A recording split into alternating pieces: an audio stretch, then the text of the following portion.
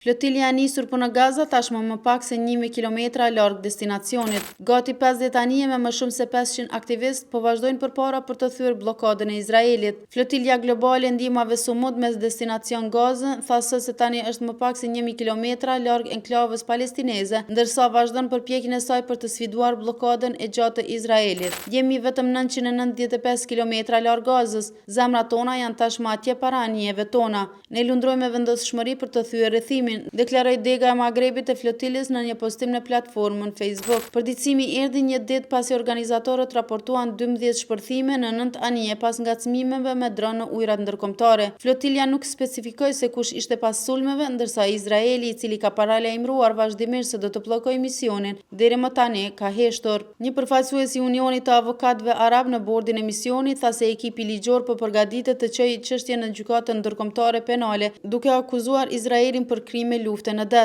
Izraeli si fuqi pushtuese ka një rekord të kapjes së anijeve duke shkuar në Gaza, sekuestrimit të tyre dhe deportimit të aktivistëve. Kritikët i përshkruan veprime të tilla si pirateri. Flotilja e përbërë nga gati 50 anije që transportojnë furnizime humanitare përfshirë ndihmë mjekësore, po transporton më shumë se 500 aktivistë nga e gjithë bota. Organizatorët thonë se është përpjekja më e madhe e tillë gati në 2 dekada, ndërkohë që 2.4 milion banorët e Gazës durojnë një bllokadë izraelite. Hetuesit e OKB-s arritën së fundmi në përfundimin se Izraeli po kryen gjenocid në ripin e Gazës, ku më shumë se 65.400 njerëz janë vrarë që nga tetori i vitit 2023.